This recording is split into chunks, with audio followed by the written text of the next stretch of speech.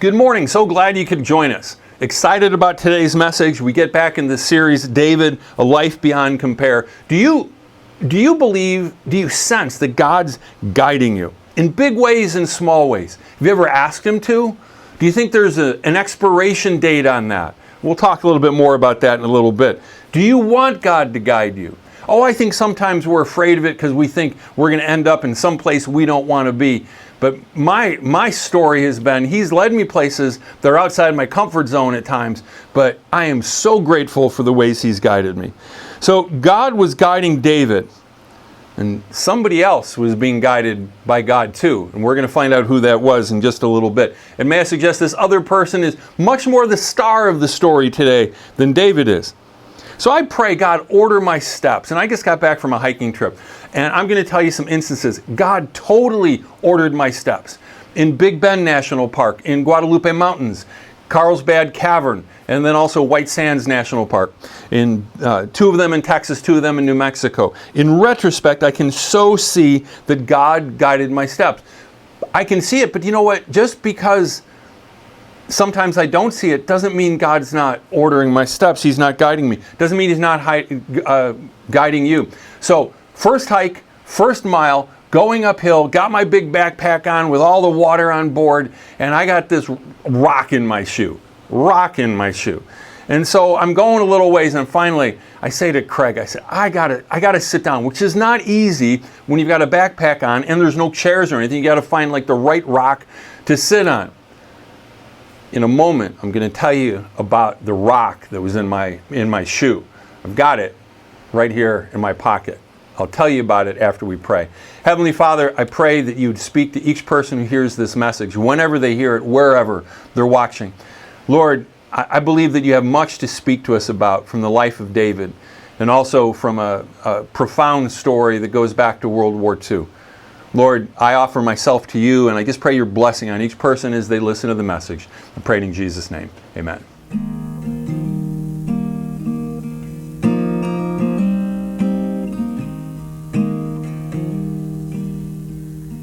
I believe in the sun. I believe in the risen one. I believe I overcome by the power of His blood. Amen. Amen. I'm alive because He lives. Amen. Amen. Let my song join the one that never ends, because He lives.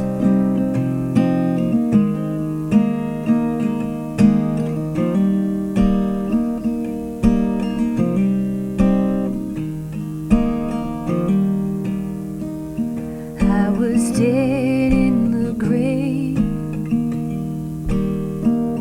I was covered in sin and shame. I heard mercy call my name. He rolled the stone away. Amen. Amen. I'm alive because He lives. Amen. Amen. Let my song join the one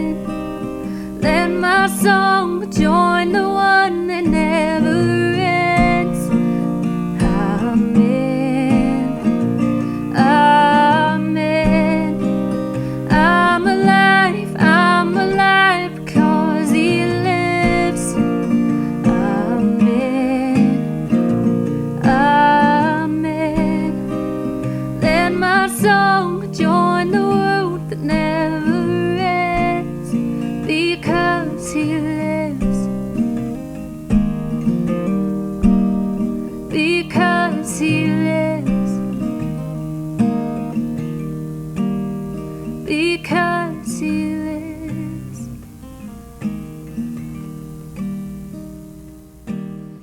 Some days I really sense that I end up the right place at the right time. Did I pray? That's what I think. Did I pray, God, order my steps today? Do you know what? That's such a faulty way of thinking. Do you think God's really in heaven just like, you know, you prayed that yesterday, but it doesn't count. The earth turned and I'm not going to guide you and direct you anymore. If you've given Christ your life, of course he wants to guide and direct you. What we want is to be able to see it sometimes, to recognize that he is. It doesn't expire. And that goes for all kinds of requests. You give your life to Christ and you ask for something. And then sometimes later I'm like, oh, did I actually pray for this? Like it's on me. It's not on me. It's not on you. It's on God. He's the one who's good. I'm not the one who's good. He is. He shares that goodness with us.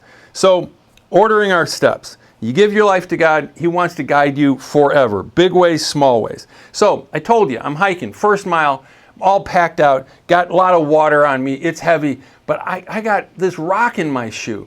And I felt like about 8 times, just there's certain ways that I hit it. So I sit down, I take my shoe off, which I don't like to have to do. And I'm shaking it out, and I figure the rock feels like it's like this big, but I know it's just gonna be like a pebble. There's no rock in my shoe. I'm like, well, that's weird. Then I'm just like, oh, I've got gel inserts in this shoe. So it's going to be just below that. It's underneath the gel insert. I pulled the gel insert up and there's no rock, but I did find something. Now you might have a hard time seeing it. It's a nail. If you can see it right there, it's about 1 inch long that was stuck right in the middle of my shoe. Now, several things. One, it didn't puncture my skin, but it just got at it. Like 8 times I felt something poking. And if it was on the ball of my foot, no question it would have punctured. The heel, it would have punctured. It had to be going straight up when I stepped on it. It's just the craziest thing that it was there. And if I didn't wear this pair of shoes that I was wearing, and I'm wearing them right now, it would have gone through. The other shoes are thinner and they don't have as thick of a gel insert. It was just a reminder right off the bat, because this could have ruined a lot of hiking for me. I might have had to have gone to get a tetanus shot, but I didn't, because God was just showing me, I'm ordering your steps. You're exactly where you're supposed to be. Don't you want to be exactly where you're supposed to be? And do you know what? I don't care how smart you are, how wise you are, you can't do it. Only God can ordain things like that. And so for the rest of the trip, there's just all sorts of different things where I recognized, man, God really ordered my steps. So at certain points, I wasn't able to keep up with Craig. So on this one hike, we had lunch at this grotto. It was really cool. I go back up to the trail after he goes up to this place called, I forget what it was called, but there was some place that was further up. It was too steep for me. I wasn't going to do it. So there's this young couple on the trail right there. So they're kind of blocking the trail. They're getting a drink of water. So as always, I ask people, where are you from? Well, their names are Becca and Dakota, young married couple, and they're from Oklahoma. So we walk down for 2 hours together and chat. I start to figure out that they're probably believers. I'm still laying low as far as being the pastor, okay? But then after a while, it's like, all right, I can out myself here. I could tell you so many things about how encouraging it was for them and for me, and they were just like, oh, we love our old youth pastors. They made all the difference. And then I'm walking along next to Becca, and she said, but you know, like the place that I went that really made the difference in my life, you've probably never heard of it. It's in Estes Park, Colorado. It's Ravencrest Chalet. She's like, I went there 4 years in a row. I tap her on the shoulder. I said, I went there 5 times. I mean, what are the odds? You're in a national park. There's only like 15 people in this trailhead, like the cars, you can tell how many people are there. And I bump into somebody who's been to the exact same place that I've been to. That was just so cool. I went into Applebee's towards the end of the trip because I hadn't been able to follow any sports. I wanted to see some stuff on a screen.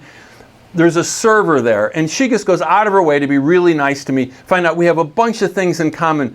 And this does not always happen. But before I leave, she's just like, I have to give you a hug. I'm just like, okay. I mean, complete total stranger, but had a chance to share a lot of my story with her. And once again, I outed myself, let her know that I was a preacher. On my flight home the other day, I get on the plane at Southwest. I've got 4 aisle seats I can choose from that are towards the front of the plane. And I can see people sitting in the window seats. And it's like, Jesus, which one? I'm not going to pray and kneel down there, but I'm like, which one? So I figure I'm supposed to sit here. And the guy says, I'm saving this seat for my wife. We just got married, and so her name isn't the same as mine, even though I have a companion pass. So she's in the C group, but he was way up in the A group. So I helped kind of save the seat, like not looking at anybody. We sat down, we talked the entire time, and eventually I outed myself again that I was a preacher. We're friends on Facebook now. That's why I'm not saying their names. Otherwise, you could figure out who they were, and I don't want to do that. But they're coming to Chicago for a weekend. Just amazing. Just time after time on this trip. But here's my challenge to you. I noticed it in a bunch of ways. How often do I not notice? And I am the right place, the right time, but I'm not picking up on being able to share with people. Sometimes you're the right place, the right time, and God's got you exactly where He wants you for a reason. So, David's steps were ordered. So were somebody else's. But remember, we talked about how he wouldn't kill Saul. We've talked about the fact that sometimes David prayed, and we've got his prayers recorded for us. But then there's times where David didn't pray. But David and his merry band of misfits, they're kind of like these Robin Hood guys. They're out there protecting people and trying to do what's right and all this stuff. So let's pick up our story in 1 Samuel chapter 1. It's the second part of the first verse. And it says this, Then David moved down to the wilderness of Maon. There was a wealthy man from Maon who owned property near the town of Carmel. He had 3,000 sheep and 1,000 goats. That's the Bible's way of saying he was rich. And it was sheep shearing time. This man's name was Nabal, and his wife Abigail was a sensible and beautiful woman. What a nice combination, right? Sensible and beautiful. But Nabal, a descendant of Caleb. So he's got good lineage. He's a descendant of Caleb. And the Bible doesn't have anything bad to say about Caleb. But it just goes to show you that, your grandparents might have been wonderful, godly people, but it doesn't mean that you're going to be. You've got to choose that for yourself.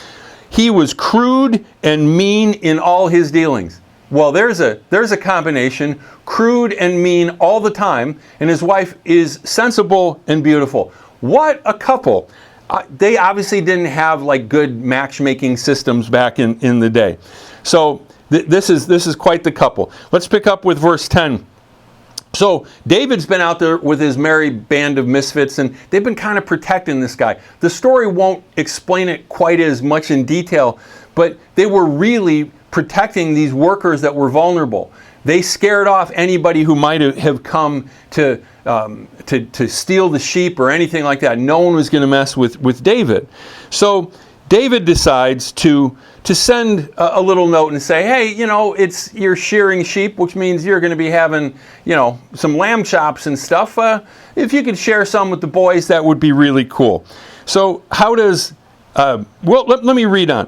When David heard that Nabal was shearing his sheep, he sent 10 of his young men to Carmel with a message for Nabal.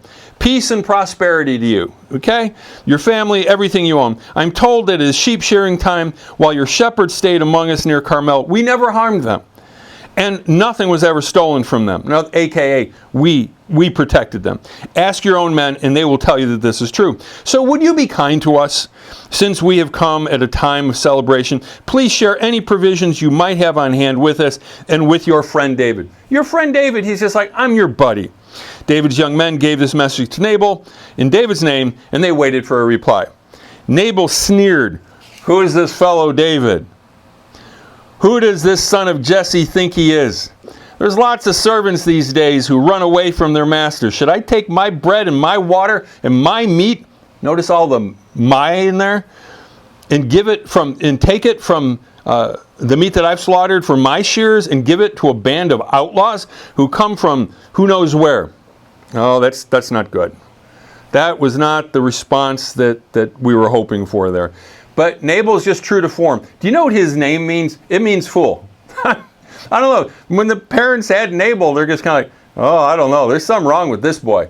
He looks like a fool. Yeah, let's call him Nabal. I mean, you can't make this stuff up. So, verses 10 and 11. I read those. Okay, I'm sorry. Let's get to verse 12 and 13. Meanwhile, David's young men returned and told him what Nabal had said. Then David says 3 words. Get your swords. Did you notice where it says, and David prayed? Did you catch where he sent word to the prophet Samuel? No. None of that stuff. He got the ephod out to seek what God would... No, get your swords. Just get your swords. We got the old Wild West in the old Mideast. Okay? They're just going to go and they're just going to kill everybody. That is exactly what the story says. So, verse 14, meanwhile, one of Nabal's servants went to Abigail. That's the husband. I mean, this is her husband she's going to be telling her about. David sent messengers from the wilderness to greet our master, but he screamed insults at them. I mean, you just can't make this stuff up. These men have been very good to us, and we never suffered any harm from them. Nothing was stolen from us the whole time they were with us. In fact, day and night, they were like a wall of protection to us and the sheep.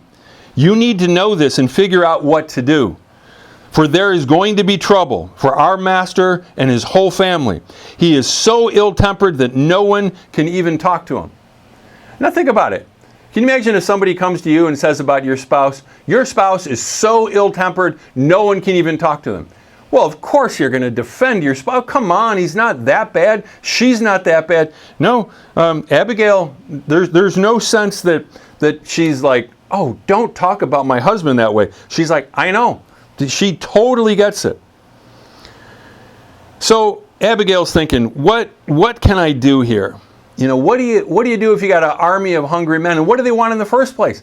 They wanted some food. So she basically says, fry up some hamburgers, get the grill going, and fry some chicken. Let's get some French fries and some slaw. Okay, I'm not going to read what it actually said, but can you imagine how the men would have responded to that? Well, you get the idea. That's what they asked for in the first place. So let's pick up with verse 23. When Abigail saw David, because she just got cooking and she sent the food out ahead so that they could smell it. When Abigail saw David, she quickly got off her donkey and bowed low before him. She fell at his feet and said, I accept all blame in this matter, my lord. Please listen to what I have to say. Well, that's crazy because she didn't really do anything wrong. But wow, she's stepping in. She's taking a risk here. What if David doesn't receive her? Now, Max, and I'm sharing borrowing a number of ideas from Max, but he says, what a combination, good looking and good cooking. I mean, you're going to get the boy's attention with that. And she's got it. But they are determined to go kill somebody today. And how is she going to talk him out of it? And she's one of the ones that's going to be killed. Well, let's read on. Verse 25, I know Nabal is a wicked and ill-tempered man. Please don't pay any attention to him. He is a fool, just as his name suggests. And she's talking about her husband here. You can tell there's not a whole lot of love lost here. But I never even saw the young men you sent. In other words, I didn't see him. I would have talked to those messengers much differently. Now, my Lord, as surely as the Lord lives, and you yourself live, since the Lord has kept you from murdering and taking vengeance into your own hands, let all your enemies and those who try to harm you be as cursed as Nabal is. And here is a present that I, your servant, have brought to you and your young men. Please forgive me if I have offended you in any way. The Lord will surely reward you with a lasting dynasty, for you are fighting the Lord's battles, and you have not done wrong throughout your entire life. She goes on to say, even when you are chased by those who seek to kill you, your life is safe in the care of the Lord your God, secure in his treasure pouch. But the lives of your enemies will disappear like stones shot in a sling. When the Lord has done all he has promised and has made you leader of Israel, don't let this be a blemish on your record. Then your conscience won't have to bear the staggering burden of needless bloodshed and vengeance. And when the Lord has done these great things for you, please remember me, your servant. Wow. Wow. You talk about somebody stepping into the gap and just saying, you don't want to do this. Stop and think it through. Now, I've told you that David spared the life of Saul twice, and that's true, he did. This seems so much different, but I think this is a bit of a revelation. This story is in between those other two accounts. The one where Saul comes across David in a cave, and Saul doesn't see David, but David sees Saul. That had happened prior to this story. But after this was the time that David had a chance in Saul's camp with a man right there ready to kill Saul. May I suggest to you that without Abigail, not only did Abigail save a bunch of lives that day, she also turned the course of David's life. She had a huge influence. Without Abigail, I believe there would have been a massacre and Saul would have been murdered. God ordered David's steps so that he ran into Abigail, and God ordered Abigail's steps so that she was in the way. Think about your steps today. Think about the places where God's put you. Do you think Abigail wanted to go out and do that? Say, put all the blame on me? I don't think she wanted to. Verse 37, the story goes on to say that in the morning when Nabal was sober, because when she got back, he was having a big party and he was drunk out of his mind. In the morning when Nabal was sober, his wife told him what had happened. As a result, he had a stroke and he lay paralyzed on his bed like a stone. 10 days later, he died. 10 days later, he dies. Then it says that David marries Abigail. Something tells me that Abigail went through grief recovery in a record amount of time. That her grieving period was the briefest ever. I mean, everything in the story, she just acknowledges all of the horrible qualities of her husband, who is now deceased. So she was beautiful? Yeah. Wise? Very. Kind? Totally. She was kind. So I think we wonder sometimes, can kindness make a difference? So we live in a pretty difficult world today. Things have been crazy for a while in so many different ways. But kindness, like I just think of some of the people that I met on this past trip and that I seriously just think of as friends now. There was just different kindnesses that, as strangers, that changed kind of the course of the day. But do you think kindness, what can one person do? Well, when I was reading in Max's book, Facing Your Giants, he talked about Ernest Gordon, and I'd heard of the book and the movie To End All Wars, and I've not watched the movie yet. I won't watch it until I finish the book. But Max referred to a couple of things about Ernest Gordon, and I'm about 2/3 of the way through the book.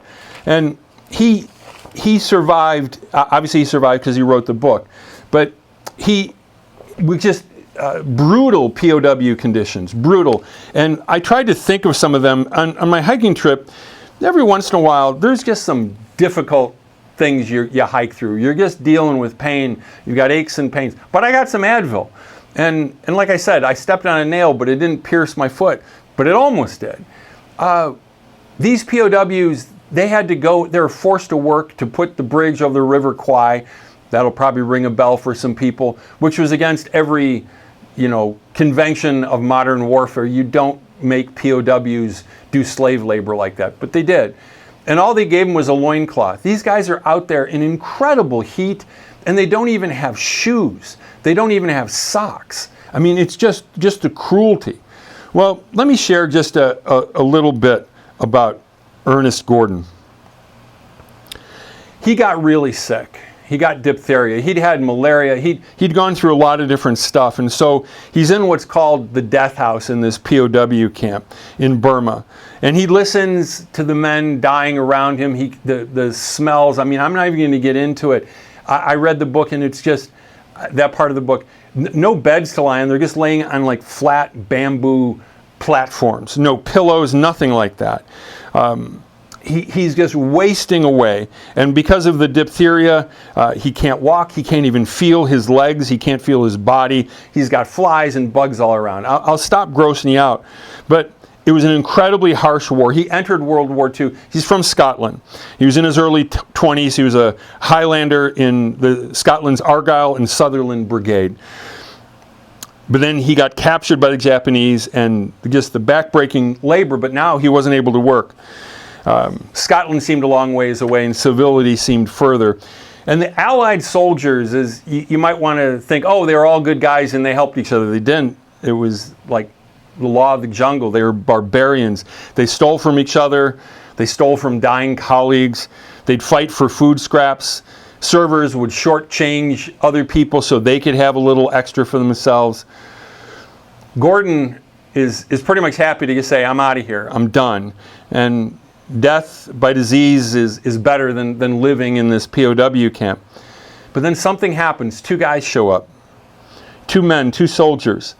And hope starts to stir in the camp. And even he questions it later. Was it subjective? Because they actually nursed him back to health. He had ulcers all over his legs. And this guy, Dusty Miller, would bathe him and do all these kind things to him. And the man was a man of faith. And he talked to him about Jesus. And it was just an amazing thing that it turned his life around. He was able to get up. He was able to walk. And he had the first bath that he'd had in 6 weeks. And his health comes back. But the goodness proved to be contagious. Gordon contracts a case of goodness. And he begins to treat the sick and care for them with his rations and pray over men. He gives away his belongings, and other soldiers are doing the same thing. All because of these two men, Dusty Miller, and the other guy's name was Dinty Moore, which caused me to look up his name, because there's Dinty Moore's beef stew. Well, there's a lot of Dinty Moores, and I found out some things right before I came on to record this today that I will end the message with, because I didn't read the end of the book, but I kind of found out the end of the book. But these are the actual words from Gordon, who later went on to become the chaplain at Princeton University. They asked him to do a Bible study because he had a college degree, and so he started doing a Bible study, and that was amazing. But here's what he said: death was still with us in the POW camp, no doubt about that, but we were slowly being freed from its destructive grip. Selfishness, hatred, and pride were all anti-life. Love, self-sacrifice, and faith, on the other hand, were the essence of life. Gifts of God to men. Death no longer had the last word at the camp. I love what he says: selfishness, hatred, and pride. But you know what? You don't have to, that they were ruling the day, but then they were overcome. But you don't have to go to a POW camp to find that, do you? You can find it in a marriage. You can find it in a friendship. You can find it at a health club. You can find it at work. You can find it everywhere. People have all sorts of reasons to do all the crazy things that they do. I want to share a quote that comes from To End All Wars, again from Ernest Gordon. He talks about his Bible study that and it's so crazy that he's put in front to be this small group leader. No training. He doesn't have Bible training. But he says, through our readings and discussions, we gradually came to know Jesus. He was one of us. He would understand our problems because they were the kind of problems he had faced himself. Like us, he often had no place to lay his head, no food for his belly, no friends in high places. He too had known the bone weariness from too much toil, the suffering, the rejection, the disappointments that make up the fabric of life. It's like they started to realize that Jesus would really get them. He'd really get them. But the kindness of these men, I want to share just a little bit more. It changed Ernest Gordon's life. And so he would go and he would visit people and pray for them. And I just want to share one account, because as a pastor who's gone to pray with many people who are sick, I was moved by this. And if it wasn't for Dinty and Dusty, Ernest would have died. He never would have survived, let alone have found Christ. And so this is a very young man, and he was in Argyle, so he knew who Ernest was. Ernest didn't recognize him, but part of it, the poor fellow had lost so much weight, and he was dying of gangrene. And they all knew he was dying, and he probably had a sense. He was probably only 18 years old. So the boy began to speak rapidly, and he felt like a weight was being lifted. That's what Gordon sensed. He says, "I've been so lonely. I don't know anyone here. It's been a long time since I've seen an Argyle." And Gordon says, "Well, you're looking at one now." He's smiling, and he says, "There's others. You'll find friends here." And then he said, he sat down next to him on the floor, and he said, "It's been hard for you, hasn't it?" He said, awfully, awfully hard. He said, I've become terribly depressed because I'm scared, I suppose. I'm so scared at times that I can't think. He says, what are you scared of? He says, all kinds of things. I'm scared of the Japs. I'm scared that I'm going to die. And Gordon's thinking, well, what can I say? He said, I knew he didn't have a chance because of the gangrene. He said he looked at him lying there so lonely. And he said what he could. He said, we'll help you not to be scared. We'll stay by you. That's what kindness does. And this seemed to ease his mind. He said, thank you, sir. That's good to know. He gave him a smile and he got up and he said, go to sleep now and I'll look in on you tomorrow. And so Ernest Gordon got with Dinty and Dusty and he said, let's get some people to go by and just spend time with them. And they did. And Ernest went by and he brought him a duck egg and some bananas, which is like total contraband and delicacies. And so the next time he went to see him, he was in just a totally different frame of mind. And he asked him how he was doing. He says, not too bad. You have no idea what a help it is to have friends. See, I think a lot of us think, well, I can't do this or I can't do that. But we can be a friend to somebody. And it matters. It really does. You have no idea what a help it is to have friends. I don't feel lonely anymore and I'm not scared. Then very softly he said, I'm going to die, aren't I? And so he clears his throat and he says, that's a possibility we all have to face. I've faced it, so have many others. The boy said, I know. That's why I like to talk to you, because you've been through it. You understand. He didn't answer, but he's kind of like, do I really understand? And then the smile kind of faded from the kid's face and he had a frown. He said, my mother and my dad will miss me. I'm the only one they've got. And they'll be so lonely when I don't come back. He said, it's tough to be so young and to die. And I don't even know what this war is about. And then Ernest Gordon said, here, let me read you something that may help. He said he had this Bible that he'd picked up from somebody else, and there was very dim light, but he's able to read, yea, though I walk through the valley of the shadow of death, I will fear no evil, for thou art with me. Thy rod and thy staff, they comfort me. He looked over at the boy, and he was laying there quietly, and he turned to another passage. I am the resurrection and the life. He that believes in me, though he were dead, yet shall he live. And whoever liveth and believeth in me will live forever. Believest thou this? Gordon said he put the Bible down, and the young boy's gray eyes were far away, but he was listening very intently within. And then the young boy glanced right up at Ernest Gordon, and he said this, everything's going to be all right. And Gordon nodded, and he said, yeah, everything's going to be all right. The boy died very shortly after this, and Gordon was actually holding his hand, praying with him. Just an amazing story. Just the level of human kindness against the backdrop of such darkness. So back to David and Abigail. Abigail's really the star of the story. And you know what? She brought out the best in David. We all have like a higher self and a lower self. I do. I can tell which one I'm playing to. So how about you and me? How good are we at drawing out the better self from somebody else? How good are we at seeing the good in somebody as opposed to the bad in somebody? With our family, with our friends, how about with our spouses?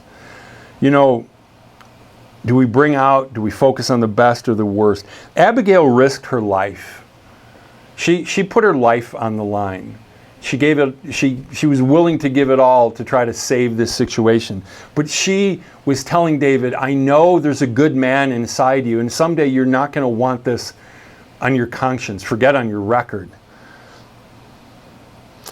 She took a risk. There's an old song by Dan Fogelberg, and the title says it all. There's a place in the world for a gambler.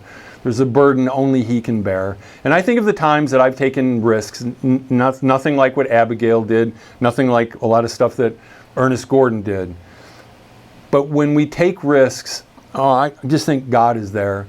There's a place in the world for people who are willing to step out in faith and trust. So we may not be POWs, but we deal with people all the time that need something from us. And sometimes we think, well, everybody needs the same thing. I love this verse in 1 Thessalonians chapter 5.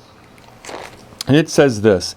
There's other verses that are more famous from this chapter, but verse 14 it says, brothers and sisters, we urge you to warn those who are lazy. So if you know there's some lazy people around, it's like, yeah, sometimes they need a kick, okay? But I love the rest of this because, a doctor doesn't just write the same script for everybody comes in, it's like, okay, you're all going to get blank. Here's the script. No, you write the right script based on which the person's dealing with. Encourage those who are timid. Some people, they've got everything to offer, they don't know it, and they just need someone to draw that out of them. Take tender care of those who are weak. Oh, time and again in To End All Wars, that's what they did. They cared for those who were weakest. Who are the people around you that really need some tender care? It would mean the world to them. And be patient with everyone. God's been patient. He's been patient with me. He's been patient with you. And then I love Ephesians 4:29. Because I talk a lot. It's no mystery that I talk a lot. But I love what it says in Ephesians 4:29. Don't use foul or abusive language, but this is the part I really want to emphasize. Let everything you say be good and helpful so that your words will be an encouragement to those who hear them. Everything we say should be the script for what the prescription for what somebody else needs, not just that we need to blow off steam. I had a chance recently, I was talking with somebody, and long story short, I'd listened to quite a bit of their story, and they were trying to guess what I do for a living, and so I said, well, I'm a teacher, and I think I did a pretty good job listening. So you're a therapist? I no, I'm not a therapist. And then he just go, you're a pastor. I said, you got it. And I was glad that they got it, that they figured out that. And I talk a lot, but I'm working on the listening thing. I know a lot about many people. I know a lot of stuff that'll never end up on Facebook. They would never put it there. What I'm saying is I know things about people that are from some of the darker periods of their lives. And do you know what? By the grace of God, I forget. I really do. And I can't explain it, but I don't look at people through the lens of the worst thing that they did. How are we with people with that? Do we label people? Do we pigeonhole people? Oh, they did that 17 years ago, or last year, or yesterday. And do we view them through that lens? I don't think you look at your children that way, and God doesn't look at us as His children that way. God wants us to just see the people around us and encourage people the best that we can. And I want to be more like Abigail, who had the courage to get out in front of 400 warriors that were bent on killing, and she appealed to David's higher nature. So God's ordering your steps. My prayer for you and for me is that we'd have the eyes to perceive it. Sometimes I see it, sometimes I don't. What are the odds in a national park that I happen to be walking alongside somebody who's gone to the same place, Ravencrest Chalet, and she spent 4 weeks there, I spent 5 weeks there. I was there way before she was. God's able to do that. I think it happens all the time, and I just don't see it. Abigail took a risk, and it saved many lives. Many lives. In Max's book about David, talks about To End All Wars. And I want to share something from here. There was something that happened at the prisoner of war camp.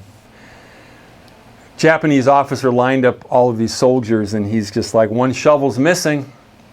There's one shovel that is missing. Who took it? No one's saying anything. And finally he says, then I'm just going to start shooting one at a time until I find out who did it.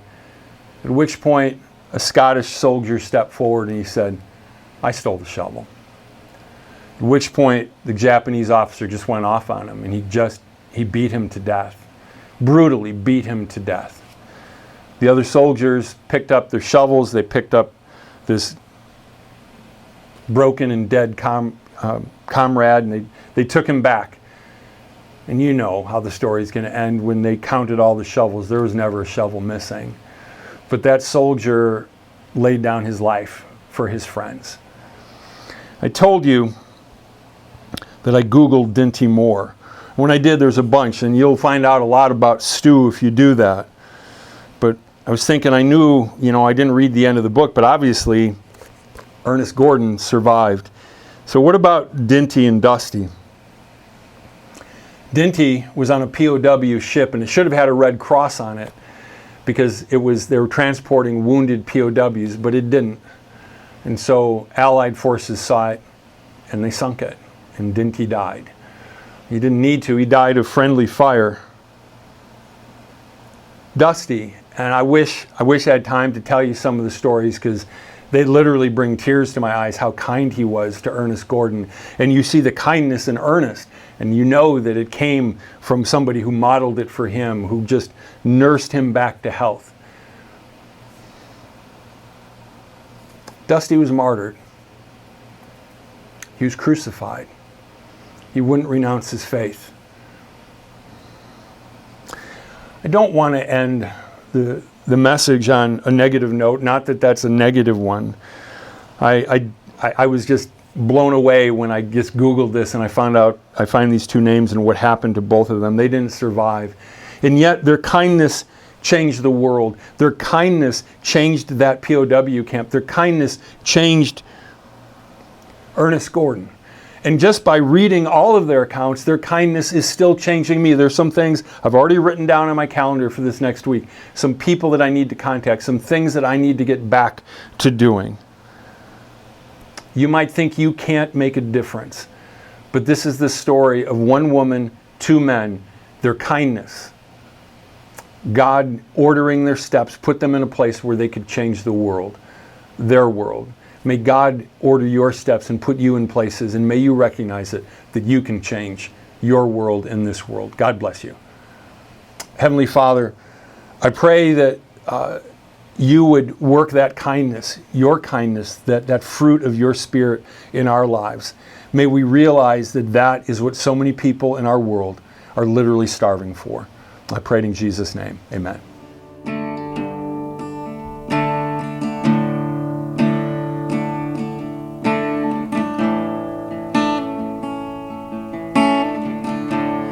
I have a maker.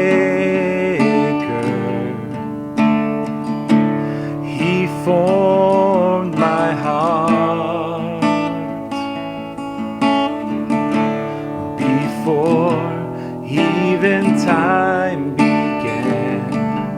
My life was in his hands. He knows my name.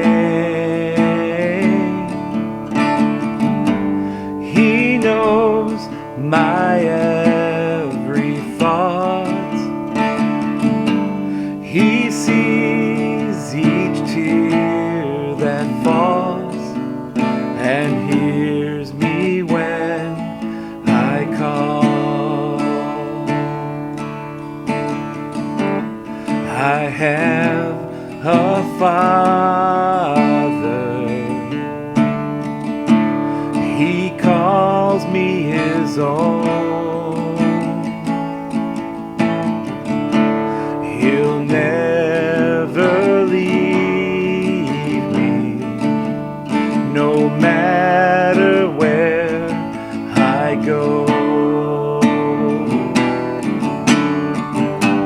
He knows my name. He knows my every thought.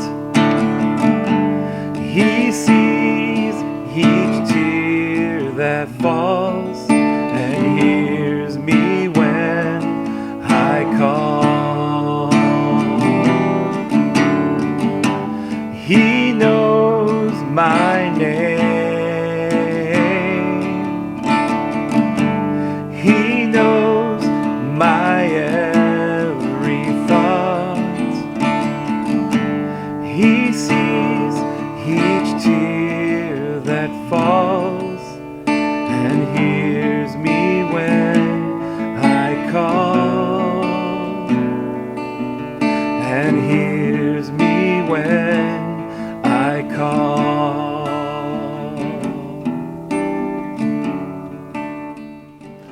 Thanks for joining us today. I trust that God has spoken to you through His Word and by His Spirit.